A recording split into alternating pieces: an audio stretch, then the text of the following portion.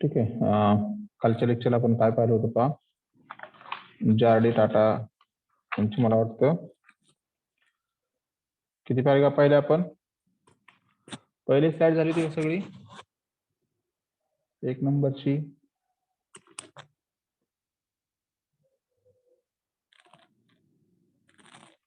Hello, मला वाटतं पहिली स्लाइड झाली होती, बरोबर आहे. During Yes, the sir. last half of the 20th century, Tata entered several new businesses, many of them unconventional, and produced a vast range of products from airlines to hotels, trucks to locomotives, soda ash, and other heavy chemicals, to pharmaceuticals and financial services, tea and air conditioning, to lipsticks and clothing. इथपर्यंत झालं होतं मला वाटतं, बरोबर आहे. ठीक आहे. त्यानंतर नेक्स्ट पाहू आपण, जो या पॉइंटवरती डिपेंड आहे. आता जो पाहिला तो पॉइंट त्याच्यावरती डिपेंड आहे तो. The group seemed to make everything and do everything. हा ग्रुप काय करतो का, असं वाटतं आपल्याला की सर्व गोष्टी काय करतोय का सक्सेसफुली कम्प्लीट करतोय, किंवा प्रत्येक गोष्टीमध्ये इंटरेस्ट दाखवून ते काम सक्सेसफुली कम्प्लीट करतोय असं त्यांना वाटत होतं. One of Tatas earliest achievements was to cajole 10 rival cement companies.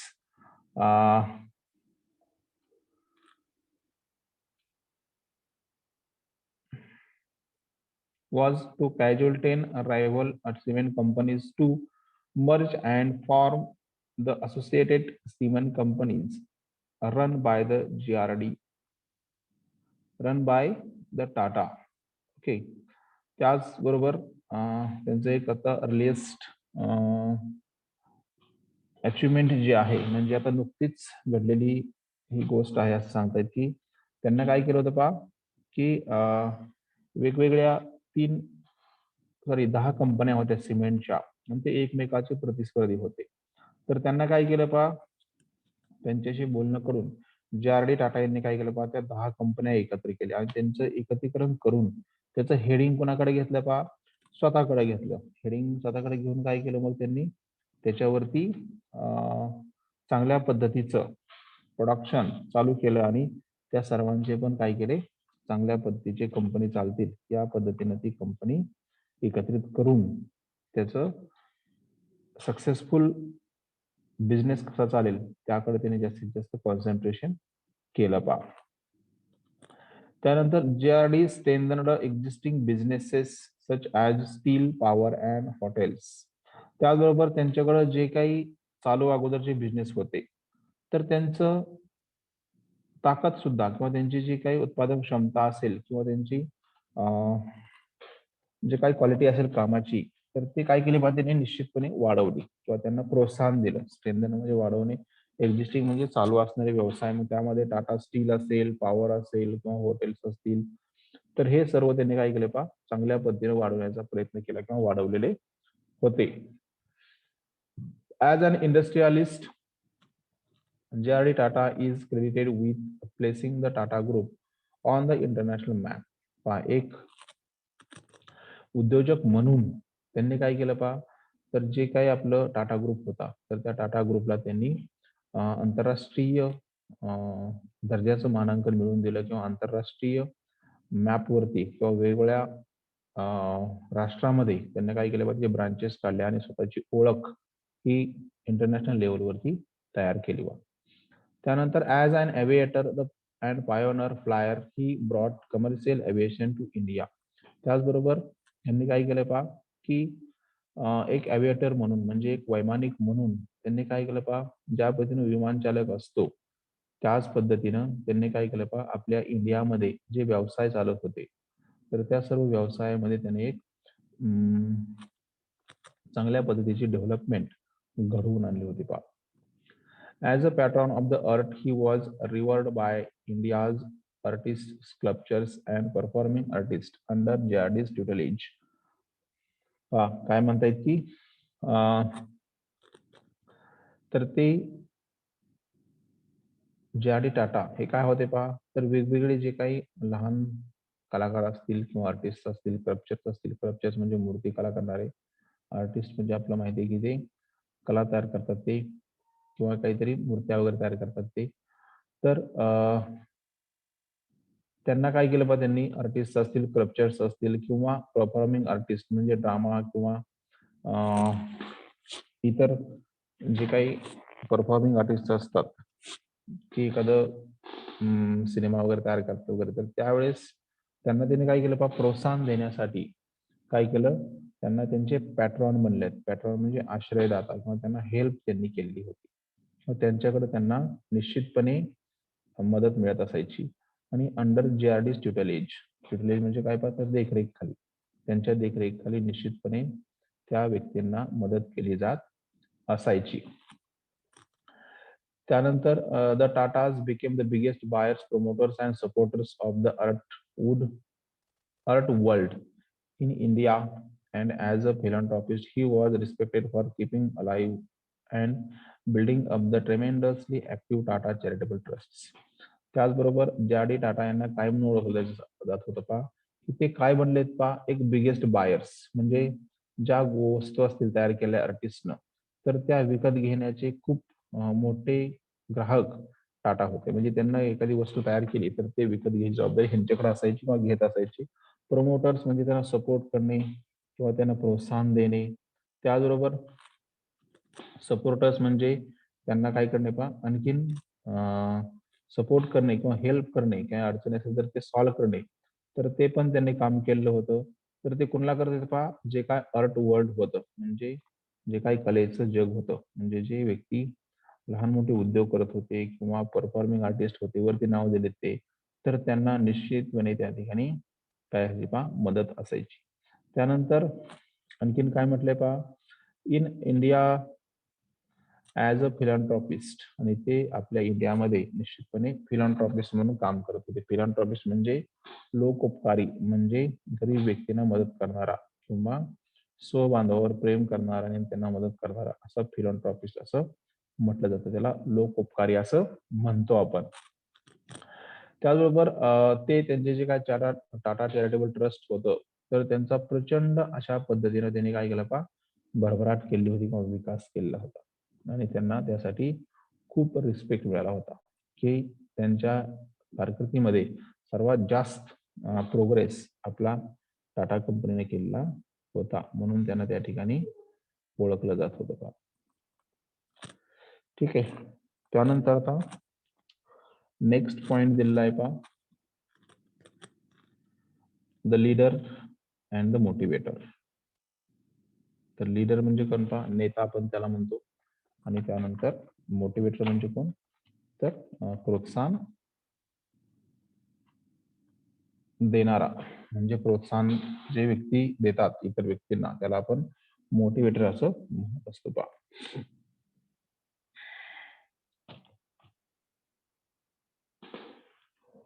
Leadership according to JRD. Mean motivating others. JRD. Tata यांच्या मते लीडरशिप म्हणजे काय पहा, तर इतर व्यक्तींना किंवा जे काही इतर त्यांच्या अंडरखाली काम करणारे व्यक्ती असतील, तर त्यांना काय करणं पहा, मोटिवेट करणं, प्रोत्साहन देणं किंवा त्यांना जे काही काम करतायत तर त्यामध्ये त्यांना आनंद निर्माण होईल किंवा आनंद मिळेल या पद्धतीचं त्यांना काही करणं, बक्षीस देणं किंवा त्यांनी प्राइजेस देणं किंवा प्रोत्साहनपर काहीतरी भाषण देणं, हे त्यांचं काम असतं पहा. As a chairman my main responsibility is to inspire respect. पहा, ॲज अ चेअरमन म्हणजे एक प्रमुख व्यक्ती म्हणून, चेअरमन म्हणून त्यांचं काय काम असायचं पहा, तर किंवा काय त्यांची जबाबदारी होती, तर त्यांचं एकच जबाबदारी होती की आपण काय करायचं पहा, रिस्पेक्ट त्या ठिकाणी क्रिएट करायचा त्या व्यक्तींच्या मनामध्ये किंवा रिस्पेक्ट करायचा इतरांचा, हे त्यांचं मेन इंटेन्शन तिथं होतं पहा. Sometimes referred to as the chairman. बऱ्याच वेळेस त्यांना असं रेफर मिळायचा किंवा त्यांना असा संदर्भ मिळायचा किंवा अशा पद्धतीचा मान मिळायचा, की समजा चेअरमन असतील सर्व कंपनीचे आणि त्या चेअरमन बनण्यासाठी त्यांना बऱ्याच वेळेस चान्स मिळाला होता किंवा मिळत होता.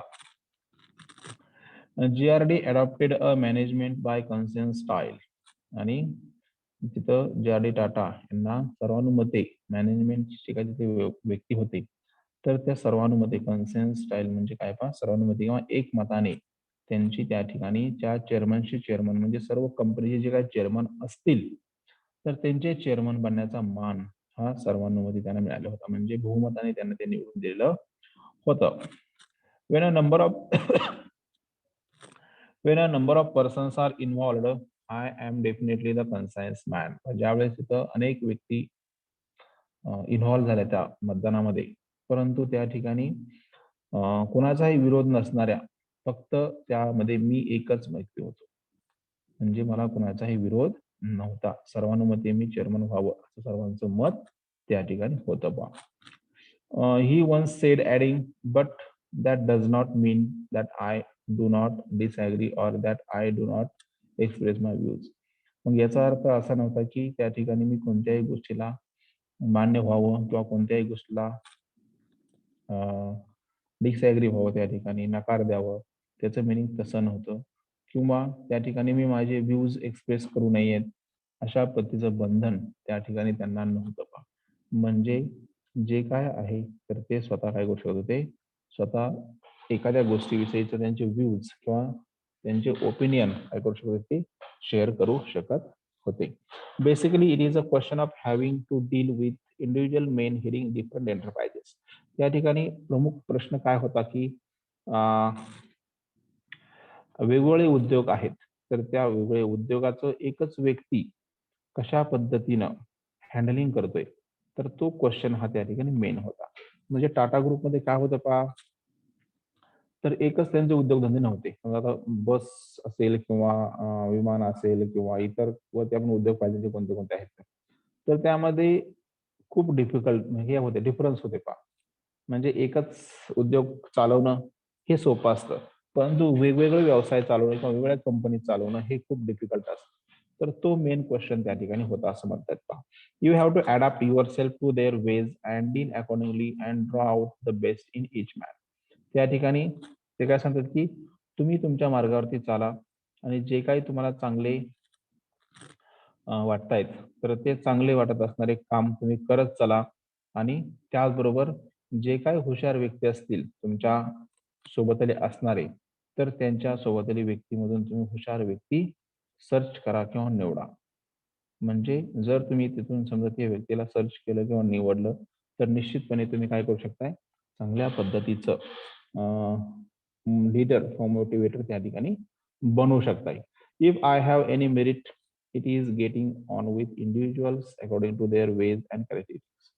पहा, जर समजा मला एखाद्या व्यक्तीमध्ये चांगल्या पद्धतीचा फायदा मिळाला किंवा चांगली व्यक्ती मिळाली, तर ती इंडिव्हिज्युअल लेवलवरती मी त्याचं काय करतो पहा, त्याची वैशिष्ट्ये पाहतो आणि वैशिष्ट्य पाहून त्याला काय करतो पहा, आणखीन प्रोत्साहन देऊन त्याला काय करतो, एखादी जबाबदारी देण्याचं काम मी करत असतो पहा.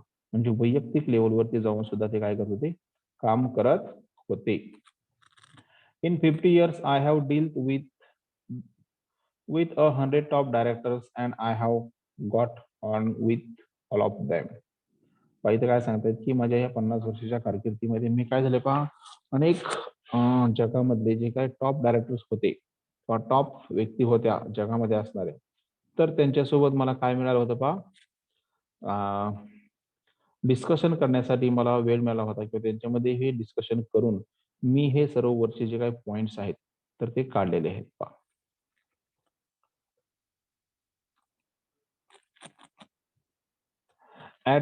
At times it involves suppressing yourself. पहा इथे काय सांगतात पहा, की एखाद्या वेळेस तुम्हाला स्वतःला दडपशाहीची भूमिका सुद्धा त्या ठिकाणी येते किंवा स्वतःवर तुम्हाला दडपशाही, सप्रेसिंग म्हणजे एखादं आपली इच्छाशक्ती त्या ठिकाणी दाबणे किंवा त्या ठिकाणी दडपशाही निर्माण होते आपल्या मनामध्ये. It is painful but necessary. बऱ्याच वेळेस मग ती आपला त्रासदायक असते, परंतु ती निश्चितपणे काय असते पहा, गरजेची सुद्धा असते. To be a leader you have got to lead human beings with affection. पहा एक लीडर म्हणून किंवा एक चांगला नेता म्हणून तुम्हाला त्या ठिकाणी सर्व ह्युमन बिईंगला सोबत घेऊन आपुलकीनं किंवा प्रेमळतेनं त्या व्यक्तींना आपल्या सोबत घेऊन त्यांना काम करायचं असतं, त्याचबरोबर त्यांना मार्गदर्शन करायचं असतं पहा. बी दॅट ॲज इट मे. आणि त्या ठिकाणी त्यांना जे काही बनायचं आहे किंवा जे काही करायचं आहे, तर त्या ठिकाणी आपण कदाचित त्यांना ते करून द्यावं लागतं. म्हणजे ज्या व्यक्तीकडं क्वालिटीज आहेत, स्किल्स आहेत, त्या स्किल किंवा क्वालिटी असणाऱ्या व्यक्तीकडं ते काम सोपवायचं. हे कुणाचं ओपिनियन होतं पहा, तर जे.आर.डी. टाटा यांचं होतं. म्हणजे त्यांच्याकडं असणारं टॅलेंट आपण शोधायचं आणि त्यांना तीच रिस्पॉन्सिबिलिटी द्यायची, ज्यांना इंटरेस्ट आहे त्या गोष्टीमध्ये. त्यानं काय होतं पहा, तर ते काम अधिक सोपं होतं किंवा सक्सेसफुली कंप्लीट होतं आणि त्या व्यक्तीबद्दल आपल्या मनामध्ये निश्चितपणे अफेक्शन किंवा सिम्पथी तयार होत असते पहा.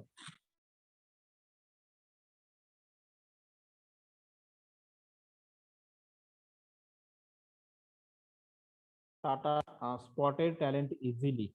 त्याचबरोबर टाटा काय करायचे पहा, एखाद्या व्यक्तीमध्ये हुशारी आहे किंवा टॅलेंट आहे, तर ते सहजासहजी काय करायचे पहा, शोधत असायचे किंवा शोधायचे. म्हणजे त्यांना एखाद्या व्यक्तीमध्ये टॅलेंट आहे, हे शोधण्यासाठी वेळ लागत नव्हता. And once he was confident that a manager would perform, he gave him a long hope. आणि त्यानंतर त्यांच्या असं लक्षात आलं, की ही व्यक्ती काय करू शकते पहा, चांगल्या पद्धतीचं काम करू शकते. तर निश्चितपणे त्यांना काय करायचे ते, तर ती जबाबदारी त्यांना देत असायचे. म्हणजे त्यांच्याकडं टॅलेंट शोधायचं, टॅलेंट शोधून लगेच काय करायचं पहा, त्यांना ती जबाबदारी द्यायची आणि त्यांना एक लॉंग होप त्यांच्या माइंडमध्ये क्रिएट करायची, की तो काय करू शकतो, अशा पद्धतीचं कार्य करू शकतो, असं त्यांना त्या ठिकाणी सांगायचे पहा. If they wanted to be on on their own like Sumant Moolgaokar, he left them to it. त्यानंतर काही व्यक्तींना असं वाटायचं की मी हे सहजासहजी स्वतः ही गोष्ट करू शकतो. आणि जर समजा त्यांना वाटत असेल की मी ही गोष्ट सहजासहजी करू शकतो, तर ते काय करायचे, काय त्यांच्या स्वतःवरती ती गोष्ट सोपवून द्यायची. ओके, की ज्या पद्धतीने सुमन मुळगावकर हे टाटा टेल्को कंपनीचे काय व्हाईस चेअरमन होते, की त्यांनी खूप मोठी संपत्ती टाटा ग्रुपसाठी कलेक्ट केली होती. म्हणजे ती खूप हुशार आणि एकदम सक्सेसफुल किंवा यशस्वी व्यक्ती होते. तर सर्व गोष्टी ते काय करायचे, त्यांच्यावरती सोपवून द्यायचे. म्हणजे एखाद्या व्यक्तीकडे स्किल आहे किंवा त्यांच्याकडे हुशारी आहे, टॅलेंट आहे, तर ते सहजासहजी त्यामध्ये ओळखून त्यांना ती जबाबदारी सोपवत असायची. त्यानंतर if they occasionally wanted a shoulder to cry on like Darbari Seth, JRD. Was there. किंवा एखादा व्यक्ती त्यांना काम दिलेलं आहे आणि त्यामध्ये तो अनसक्सेसफुल झाला किंवा त्या ठिकाणी सक्सेस मिळालेला नाही, तर त्या ठिकाणी त्यांचे शोल्डर सांत्वन करण्यासाठी किंवा रडण्यासाठी सुद्धा अवेलेबल असायचे. ज्याबद्दल जे.आर.डी.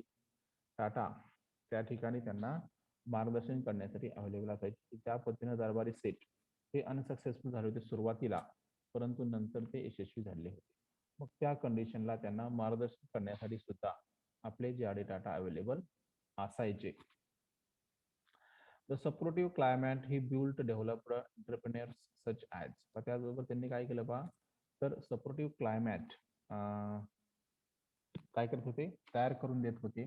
मग त्यामध्ये ते उद्योजक कशा पद्धतीने तयार होतील, त्याकडे त्यांचं जास्तीत जास्त लक्ष असायचं. मग त्यांनी कोणते कोणते उद्योजक तयार केले होते पहा, तर तिथं सर होमी मुडी हे उद्योजक त्यांनी तयार केले, एंटरप्रेन्युअर्स तयार केले त्यांनी.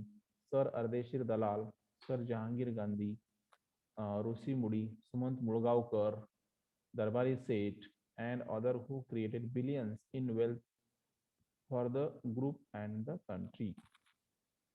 त्याचबरोबर हे जे काही काही मोजकेच नावं दिलेले आहेत, तर त्या नावामध्ये त्यांनी काय केलं होतं पहा, काहीतरी हेरलेलं होतं, की ही व्यक्ती सक्सेसफुल बनू शकते आणि त्यांनी उद्योजक बनण्यासाठी चान्स दिला आणि त्यानं ते सक्सेसफुली उद्योजक बनलेले आहेत. त्याचबरोबर यांनी त्या व्यक्तींना आपल्या ग्रुपसाठी काय केले पहा, खूप मोठं वेल्थ किंवा पैसे जमा केलेले होते पहा. It was an environment where scientists of international repute such as Homi Bhabha, leading lawyers such as J.D. Choksi and Nani Palkhiwala, and economists such as John Mathai, Eddie Stock, D.R. Pensey, and Freddie Mehta could flourish. त्याचबरोबर इतर व्यक्ती सुद्धा त्यांच्या प्रोग्रेसमध्ये निश्चितपणे हातभार लावत होत्या किंवा हातभार लावलेला होता. मग त्यामध्ये इंटरनॅशनल रिक्रूटचे किंवा इंटरनॅशनल लेवलवरती काम करणारे जे होमी बाबा आपण त्याला म्हणतो, मग त्यांचं सुद्धा निश्चितपणे हातभार त्यांच्या कंपनीमध्ये लागला होता. त्यानंतर लिडिंग लॉयर्स म्हणजे जे काही वकील होते पा, जे चोक्सी, नानी पालखीवाला यांनी स्वतःला हेल्प केली होती कशासाठी, प्रोग्रेससाठी त्यांच्या कंपनीच्या. अर्थतज्ञ इकॉनॉमिस्ट जॉन मताई, एडी श्रॉफ, डी आर पेंडसे, फ्रेडी मेहता यांनी सुद्धा निश्चितपणे त्यांचा उद्योगधंदा किंवा उद्योग चालण्यासाठी, फ्लरिश म्हणजे भरभराट होण्यासाठी मदत केलेली होती पा. Tata's personal interest in technology combined with India's isolation in the 1950s and 1960s spurred several group companies, particularly Tata Steel and Tata Chemicals, to innovate in their fields. त्याचबरोबर JRD टाटा यांनी काय केलं पहा, त्यांचा वैयक्तिक इंटरेस्ट किंवा वैयक्तिक त्यांची आवड ही कशामध्ये होती पहा, तर टेक्नॉलॉजीमध्ये आवड होती त्यांची, म्हणजे तंत्रज्ञानामध्ये त्यांची आवड होती. मग त्यांनी काय केलं पहा, जे काही आपले वेगवेगळे उद्योग होते की काही उद्योग त्यांनी एकत्र करू शकत होते, तर ते काही त्यांना वेगळे असणारे काय केलेत पहा, एकत्र केले, कंबाईंड विथ इंडियाज आयसोलेशन. म्हणजे इंडियामध्ये वेगळं काम करणारे जे काही असे छोटे मोठे उद्योग होते की जे आपण एकत्र करू शकतो, तर त्यांचं त्यांनी एकत्रीकरण केलं. कधी 1950 आणि 1960 मध्ये. स्पर्ड म्हणजे उत्तेजन दिलं सेव्हरल ग्रुप कंपनीज, आणि ते एकत्र करून त्यांना काय केलं, उत्तेजन दिलं किंवा प्रोत्साहन दिलं की तुम्ही काय करू शकताय, चांगल्या पद्धतीचं प्रोडक्शन, चांगल्या क्वालिटीचं प्रोडक्शन त्या ठिकाणी करू शकताय, असं त्यांना तिथं उत्तेजन किंवा प्रोत्साहन दिलं होतं. मग पर्टिक्युलरली त्यामध्ये प्रामुख्यानं कोणत्या कंपनी होत्या पहा, तर टाटा स्टील आणि टाटा केमिकल्स या दोन कंपन्या होत्या की त्यांना त्यांनी प्रोत्साहन दिलं किंवा ते उद्योग त्यानंतर चांगल्या पद्धतीने स्टार्ट झाले किंवा चालू झालेले होते. To innovate in their fields, आणि तुम्ही तुमच्या फील्डमध्ये इनोव्हेशन आणा म्हणजे नाविन्यता आणा, हे त्यांनी त्यांना मार्गदर्शन करून सांगितलेलं होतं पा. ठीक आहे, तर हे झालं पा the leader and the motivator. Next आहे पा अ बिनाइन बॉस. म्हणजे काय पा, तर एक सौम्य असा बॉस कसं बनायचे, म्हणजे त्या ठिकाणी एखादा मॅनेजमेंटचा व्यक्ती असेल तर तो मॅनेजमेंटचा व्यक्ती सक्सेसफुल कशा पद्धतीने बनू शकतो किंवा यशस्वी कसा बनू शकतो, तर हे इथं त्यांनी सांगितलेलं आहे. ठीक.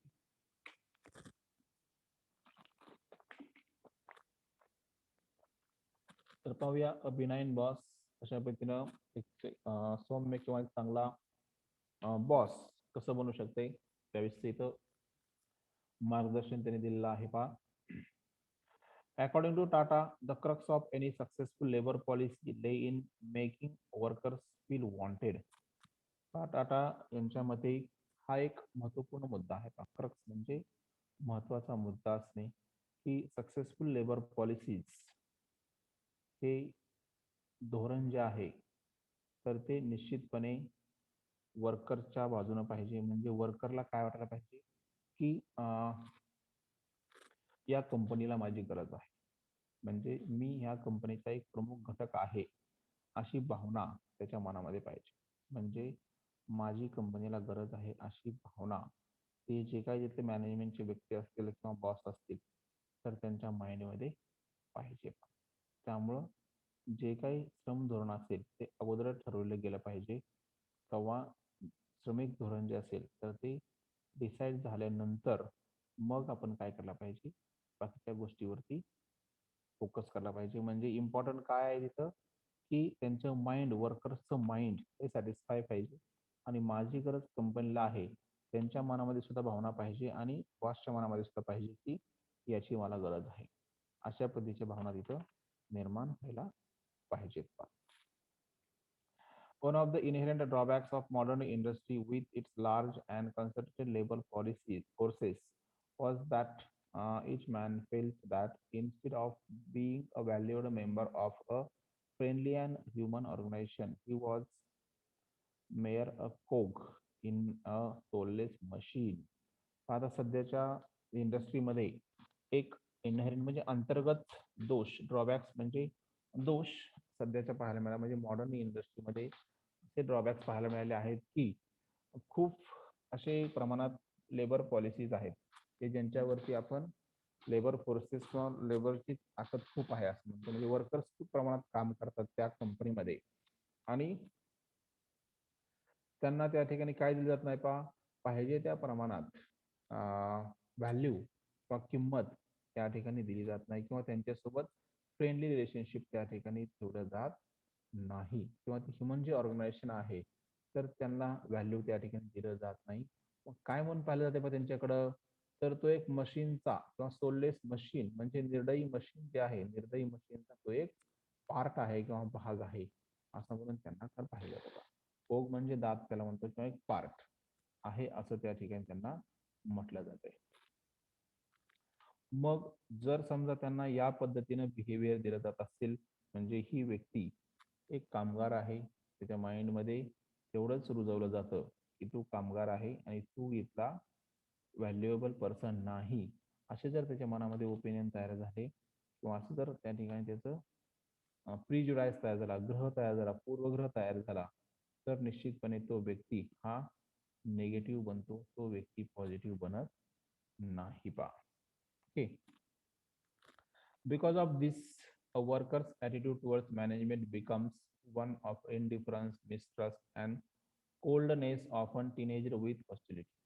मग या गोष्टीमुळं काय होतं या कारणामुळं वर्कर्सचा ॲटिट्यूड जो आहे मॅनेजमेंटच्या विरोधात तर तो निश्चितपणे कसा बनतो इनडिफरन्स बनतो. म्हणजे जे काही कामगार असतील तर ते कामगारचा दृष्टिकोन जे त्याचे ओनर असतील, मालक असतील कंपनीचे, तर त्यांच्याबद्दल इनडिफरन्स म्हणजे दुर्लक्षित बनतो.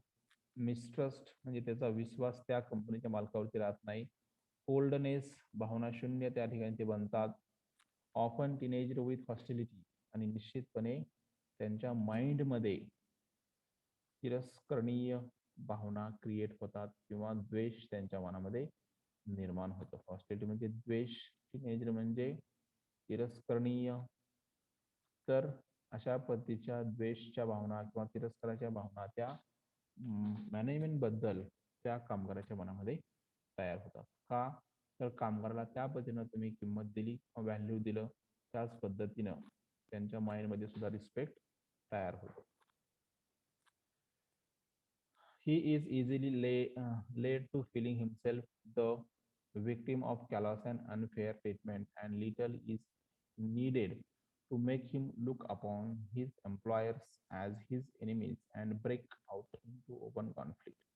आणि त्यानंतर मग इथं प्रॉब्लेम्स काय येतात की निश्चितपणे मी काय आहे त्या माइंड मधल्या फिलिंग्स या त्यांना कुठे घेऊन जातात सहजासहजी की असभ्य वर्तनाकडे घेऊन जातात किंवा विक्टिम बळी पडतात ते कशाचे असभ्य वर्तनाचे किंवा अनुचित प्रकार घडण्यासाठी किंवा अनुचित वर्तणूक ते करत असतात.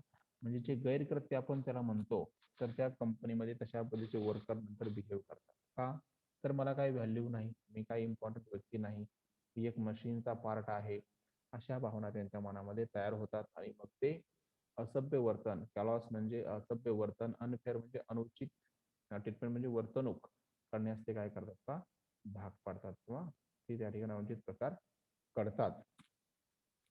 त्याचबरोबर little is needed to make him look upon his employers as his enemies. आणि मग काही प्रमाणात का होईना ते काय करतात मॅनेजमेंटचे लोक असतात तर ते एम्प्लॉयर्स माझा हे शत्रू आहेत अशा पद्धतीने त्यांच्याकडे ते पाहतात किंवा माझा हे शत्रू निर्माण झाला आहे अशी भावना एकमेकांच्या मनामध्ये तयार होती आणि ब्रेकआउट इनटू ओपन कॉन्फ्लिक्ट. आणि ते मग काय करतात तर ओपन कॉन्फ्लिक्ट म्हणजे तिथं हडताळ वगैरे आपण त्याला म्हणतो किंवा संप वगैरे म्हणतो तर ते करण्यास त्या ठिकाणी ते भाग पडतात किंवा ते करतात. त्यानंतर नेक्स्ट पॅराग्राफ दिलाय Tata Steel became one of the earliest companies in India to have a dedicated human resource department. त्याचबरोबर तिथे एक्झाम्पल घेतलंय की टाटा स्टील कंपनी आहे तर तिथले टाटा स्टील कंपनीमध्ये जे काही ह्युमन बिईंग्स आहेत किंवा वर्कर्स आहेत तर ते खूपच डेडिकेटेड ह्युमन रिसोर्सेस ह्युमन नाही का? कोण आहे रे? कोणाचं माईक चालू आहे?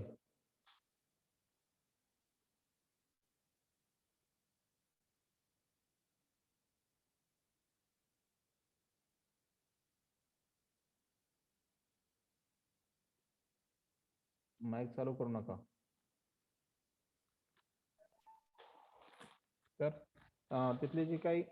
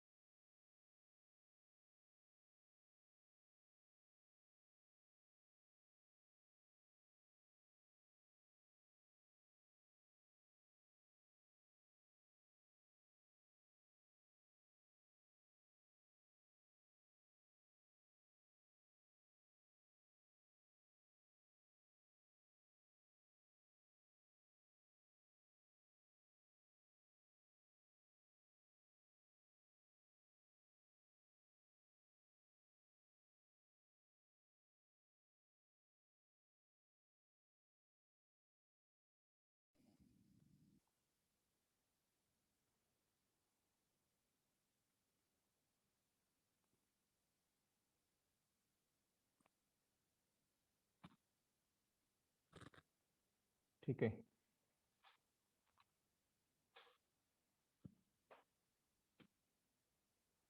आवाज येतोय ना? येस.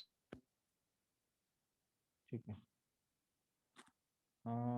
त्यानंतर पहा, त्या ठिकाणी टाटा स्टील कंपनीकडं काय आहेत पहा, डेडिकेटेड ह्युमन वर्कर्स त्या ठिकाणी अवेलेबल आहेत. त्या ठिकाणी असं पाहिलं जातंय, expressing surprise that the company had functioned for so long without one. त्या ठिकाणी कंपनी जी आहे ती कुणाच्याही हेल्पशिवाय खूप जास्त काळ काय करू शकते पहा, काम करते किंवा त्या ठिकाणी काम करते असं लक्षात आलेलं आहे पहा. मग त्या ठिकाणी टाटा कमेंटेड, टाटा यांनी काही कमेंट केले आहेत किंवा काही शब्द त्यांनी उच्चारलेत पहा. तर त्यांचं ओपिनियन या ठिकाणी एक्सप्रेस केलेलं आहे. तर ते काय ओपिनियन आहे पहा, if our operations required the employment of say 30,000 machine tools, जर समजा आपल्या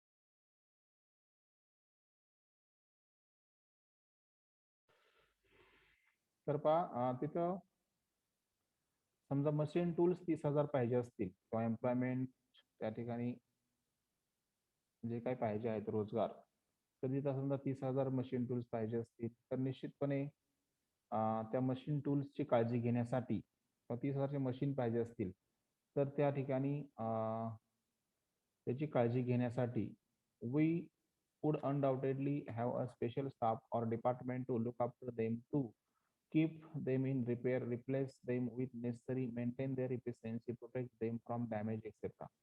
तर तिथं निश्चितपणे कशी गरज आहे पहा, की समजा एखादी मशीन आहेत, 30,000 मशीन्स असतील, मशीन टूल्स, तर त्याची काळजी घेण्यासाठी किंवा ते रिपेअर करण्यासाठी किंवा रिप्लेस करण्यासाठी किंवा ते मेंटेनन्स ठेवण्यासाठी किंवा त्याची काम करण्याची क्षमता, इफिशियन्सी ही ठेवण्यासाठी कशी गरज असते पहा तिथं, तर एक डिपार्टमेंटची गरज असते, एक स्पेशल स्टाफची डिपार्टमेंटची गरज असते किंवा स्पेशल डिपार्टमेंट किंवा स्पेशल स्टाफची आवश्यकता असते त्यांची काळजी घेण्यासाठी किंवा त्यांचं प्रोटेक्शन करण्यासाठी, डॅमेज होऊ नये म्हणून.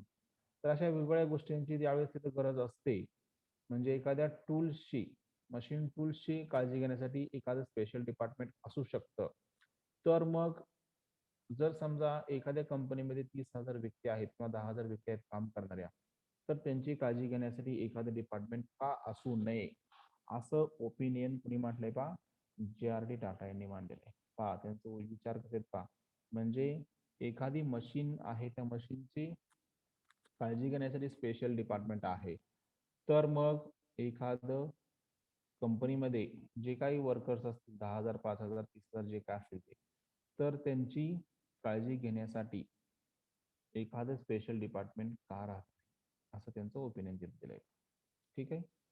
त्यानंतर नेक्स्ट पॅराग्राफ आहे पहा, लास्टचा पॅराग्राफ आहे. But when employing 30,000 human beings, each with a mind and soul of his own, we seem to have assumed that they would look after themselves and that there was no need for a separate organization to deal with the human problems involved. काहीच सांगितलंय की ज्या पद्धतीनं 30,000 मशीन्सची काळजी घेण्यासाठी एक डिपार्टमेंटची गरज असते, त्यांना मेंटेन करणं, रिपेअर करणं, एफिशियन्सी टिकवणं, डॅमेज पासून प्रोटेक्ट करण्यासाठी गरज असते. त्याचबरोबर रिप्लेस करायचं असतं काय पार्ट्स, तर त्या सर्वांसाठी एक स्पेशल डिपार्टमेंटची गरज असते. परंतु एकाच माइंडनं किंवा एकाच मनानं किंवा एकाच विचारानं काम करणारे व्यक्ती 30,000 व्यक्ती एका कंपनीमध्ये असतील, तर त्यांची स्वतःची काळजी ते स्वतः घेतात. ते कुणावरती अवलंबून राहत नाही. त्याचबरोबर तिथं त्यांची काळजी घेण्यासाठी किंवा त्यांचे जे काही ह्युमन प्रॉब्लेम्स असतील, त्यांच्या समस्या असतील, तर ते सॉल्व्ह करण्यासाठी इथं कशाची गरज भासत नाही पहा, सेपरेट डिपार्टमेंटची गरज भासत नाही. असं काय पहा, यांचं ओपिनियन त्यांनी शेअर केले किंवा सांगितलेलं आहे. ठीक आहे. Jahangir Ratan Dadabhai Tata died in Geneva on 29th November 1993 and made his money in India. आता यांचा जन्म सुद्धा बाहेर झाला होता, म्हणजे पॅरिस इथे झालेला होता आणि त्यानंतर त्यांचा मृत्यू सुद्धा जेनेवा इथे झालेला आहे. कधी 29 नोव्हेंबर 1993 रोजी. त्यांचं पूर्ण नाव होतं जहांगीर रतनजी दादाभाई टाटा आणि त्याचबरोबर त्यांना जन्म आणि मृत्यू जरी बाहेरच्या देशामध्ये झाला असला तरी सुद्धा त्यांना जे काही डेव्हलपमेंट आहे त्यांच्या उद्योगाची, तर ती डेव्हलपमेंट उद्योगाची कुठे गेली पाहिजे त्यांनी, तर भारतामध्ये केलेली आहे. अथवा त्यांनी जे काही मनी किंवा पैसा कमवला आहे, तर तो पैसा कुठे कमवला आपल्या या इंडियामध्ये कमवला आहे. आणि ज्यावेळेस एखाद्या देशामध्ये इंडस्ट्रीज जास्त असतात, तर त्यावेळेस तो देश श्रीमंत असतो किंवा चांगल्या पद्धतीने त्याचं प्रोग्रेस चालू आहे असं आपण म्हणू शकतो. म्हणजे त्यांनी जन्म आणि मृत्यू बाहेर झालेला आहे त्यांचा, तरी सुद्धा त्यांना आपल्या राष्ट्राविषयी काय केले पाहिजे, जास्त प्रोग्रेसचा विचार केलेला होता. Few addressed him with the full pomposity of the name with which he was born. He was simply Jardy to the world and to his friends. पाहता इथं त्यांचं पूर्ण नाव जे काय आहे, तर त्या पूर्ण नावानिशी खूपच कमी व्यक्ती त्यांना ओळखतायत. हा जहांगीर रतनजी दादाभाई टाटा या नावाने त्यांना खूपच व्यक्ती ऍड्रेस करतायत किंवा ओळखतायत किंवा बोलवतायत. परंतु त्यांना जे काही जे.आर.डी. असं नाव पडलेलं आहे, तर ते सगळं जग त्यांना जे.आर.डी. किंवा त्यांचे फ्रेंड्स जे.आर.डी. याच नावाने त्यांना ओळखतात. म्हणजे त्यांचं जे जन्मताच नाव होतं कोणतं, जहांगीर रतनजी टाटा किंवा दादाभाई टाटा, तर त्या नावाने त्यांना कोणीही ओळखत नाहीये पहा. तर काही व्यक्तीच, मोजक्याच व्यक्ती त्यांना त्या नावाने ओळखतायत. Jardy was India's most well-known industrialist, widely respected for his enormous contribution to the development of Indian industry and aviation in particular. आता जहांगीर जे.आर.डी. हे आहेत, तर त्यांना आपल्या भारतामध्ये एक फेमस किंवा वेल नोन, सर्वांना परिचित असणारे उद्योजक म्हणून त्यांना ओळखलं जाते. वाईडली रिस्पेक्टेड, त्याचबरोबर त्यांना खूप मोठ्या प्रमाणात त्यांचा आदर केला जातो. कशासाठी? की त्यांनी आपल्या विमानसेवेमध्ये किंवा वेगवेगळ्या व्यवसायामध्ये त्यांनी काय केलंय पहा, प्रचंड असं योगदान त्यांनी केलेलं आहे, किंवा इंडियामध्ये जे काही इंडस्ट्री आहेत तर त्या डेव्हलपमेंट करण्यामध्ये त्यांचं खूप मोलाचं कार्य या ठिकाणी आपल्याला पाहायला मिळते, किंवा त्यांनी खूप मोठी प्रोग्रेस ही इंडियामध्ये केलेली आहे पहा. Tata headed India's largest industrial conglomerate with uncommon success. त्याचबरोबर टाटा ह्याने काय केलेत पहा, कॉन्ग्लोमेरेट म्हणजे काय, तर वेगवेगळे उद्योग एकत्रित चालवणे, म्हणजे वेगवेगळ्या कंपन्या एकाच मालकाने चालवणे, तर त्याला कॉन्ग्लोमेरेट असं म्हटलं. म्हणजे एकत्रित, समजा आता वरती आपण पाहिल्या कोणत्या कोणत्या कंपन्या त्यांच्या होत्या, टाटा स्टील, पॉवर, केमिकल्स, किंवा ट्रक असेल, एअरलाइन्स असेल, अशा खूप वेगवेगळ्या कंपन्या त्यांच्या होत्या. तर त्या कंपन्याचं एकत्रीकरण म्हणजे त्याचं हेडिंग हे स्वतः एकच करत होते. तर ते खूप मोठे इंडस्ट्रियल इंडस्ट्रियलिस्ट म्हणून त्यांना ओळखलं जातं, किंवा वेगवेगळ्या उद्योगाचं हेडिंग हे त्यांनी केलेलं आहे. आणि त्याचबरोबर त्यांनी कॉमन सक्सेस नाही तर अनकॉमन सक्सेस मिळवले. अनकॉमन सक्सेस म्हणजे काय, तर आज असामान्य यश मिळवले, म्हणजे खूप प्रचंड असं त्या ठिकाणी त्यांना सक्सेस मिळवलेला आहे पहा. सामान्य, कॉमन म्हणजे काय, सामान्य आपण त्याला म्हणतो. अनकॉमन म्हणजे असामान्य, म्हणजे ते आपण त्याला त्याचा उल्लेख करू शकत नाही, किंवा ते प्रचंड आहे असं त्याचं मिनिंग आहे. But this was only one aspect of his life. परंतु ही एक त्याच्या नवीन ब्रँड आला का बिस्किटचा? कुठे पांढरा पोडा जुना सिद्धांत माने कोण आहे? सिद्धांत माने, सिद्धांत माने, तुम्ही साऊंड का चालू केलाय?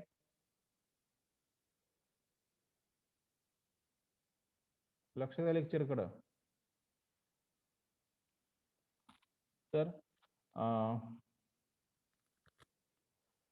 तर ही त्यांच्या एक लाईफ आहे. तर त्या लाईफची त्यांची काय झाली पहा, दिला का दोन वेळा सिल्वर किती सिल्वरला लेवल किती आहे?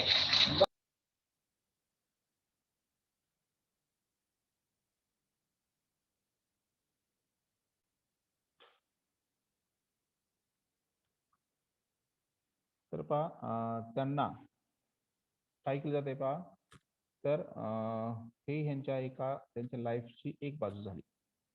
काय झाली पहा त्यांची, but this was only one aspect of his life. तर त्यांची एका जीवनाची ही एक बाजू झाली. दुसरी बाजू कोणती सांगितली पहा इथं, he was also a man of great sensitivity and was pained by the poverty he saw around him and sought vigorously to alleviate it. म्हणजे ज्यावेळेस त्यानं एखादा बिझनेस स्टार्ट केला होता, किंवा ते खूपच संवेदनशील व्यक्ती होत्या, की त्यांनी काय केलं होतं पहा, की त्यांच्या सभोवताली त्यांना खूप गरिबी पाहायला मिळाली. म्हणजे ज्यावेळेस ते इंडियामध्ये हे उद्योगधंदे स्टार्ट करत होते, तर त्यावेळेस त्यांना खूप व्यक्ती त्या गरीब पाहायला मिळाल्या होत्या, आणि त्यांचं कुटुंब चालण्यासाठी त्यांनी काय केलं होतं पहा, अशा पद्धतीचे व्यवसाय त्या त्या भागामध्ये स्टार्ट केलेले होते. त्यामुळं त्यांना त्या गोष्टीचा खूप त्रास झालेला होता. म्हणजे हे जे काही गरीब व्यक्ती आहेत, तर त्यांची प्रोग्रेस कशी करायची, तर त्याकडे त्यांचा जास्तीत जास्त कल होता. म्हणून त्यांना काय केलं पहा, he saw around him and sought vigorously to elevate. आणि त्याच्या सभोवताली अशा पद्धतीनं व्यक्ती पाहिल्या होत्या, गरिबी त्यानं पाहिली होती. त्याच्यामुळं त्यांनी याच्यावरती खूपच अति जलद, विगरसली म्हणजे अति जलद, एलिव्हेट म्हणजे आरामदायक करण्याचा प्रयत्न, म्हणजे त्या व्यक्तींना कामधंदा देऊन त्यांचं जीवन स्टेबल करण्याचा प्रयत्न त्यांनी केलेला होता. He was he also was a philanthropist who wanted India to be a happy country and did all he could to make it so. आणि ती एक लोकोपकारी व्यक्ती आहे ती. फिलॅन्थ्रॉपिस्ट म्हणजे लोकोपकारी, म्हणजे आपले जे काही गरीब व्यक्ती असतील त्यांना मदत करणारे, तर त्यांना लोकोपकारी असं म्हटलं जातं.